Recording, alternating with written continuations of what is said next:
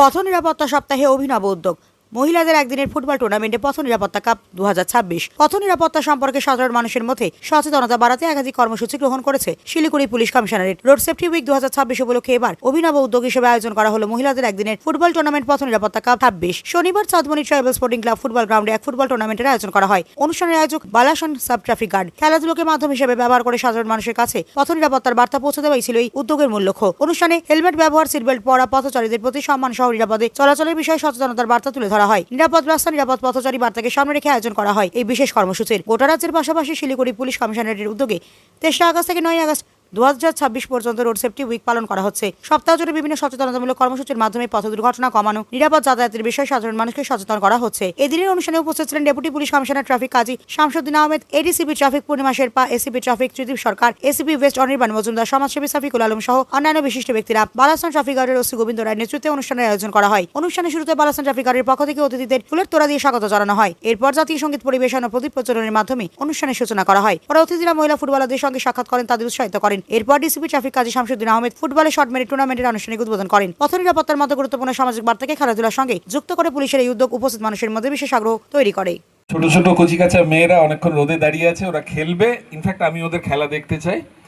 মঞ্চে উপস্থিত আমার ট্রাফিক ফ্র্যাটার্নিটি, আমার শফিকুল ভাই অ্যান্ড মেডিকেল ফ্র্যাটার্নিটি যারা আছেন এবং অন্যান্য যারা স্থানীয় অধিবাসী বৃন্দ আছেন, সবাইকে শিলিগুড়ি পুলিশের তরফ থেকে শুভেচ্ছা ও অভিনন্দন জানাই।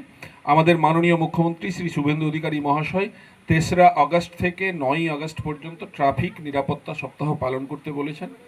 আপনারা জানেন শিলিগুড়ি একটা ব্যস্ততম শহর, রাস্তাঘাট খুব সরু, প্রচুর গাড়ি ঘোড়া যাতায়াত করে। শিলিগুড়ির ট্রাফিক খুব টাফ।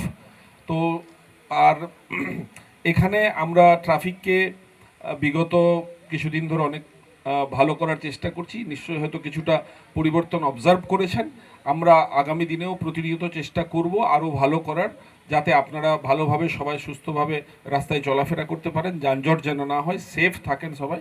কিন্তু তার সঙ্গে সঙ্গে এটাও মনে রাখতে হবে যে 15 লক্ষ মানুষের জন্য 750 পুলিশ দিয়ে ট্রাফিক করা সম্ভব নয়, এবং সম্ভব নয় বলেই আমাদের প্রত্যেকটা মানুষকে, প্রত্যেকটা নাগরিককে ট্রাফিক সম্পর্কে সচেতন হতে হবে। আমরা যেমন আমাদের ব্যক্তিগত জীবনে, পেশাগত জীবনে ডিসিপ্লিনড ওয়েতে চলাফেরা করি, সেই রকম যখন রাস্তায় বেরোবেন আপনারা, যারা পথচারী, যারা সাইকেল চালান, যারা মোটরসাইকেল চালান, 4 হুইলার চালান, প্রত্যেকে যেন ট্রাফিক ডিসিপ্লিন মেনে চলেন, তাহলেই একটা সুন্দর সমাজ তৈরি হবে।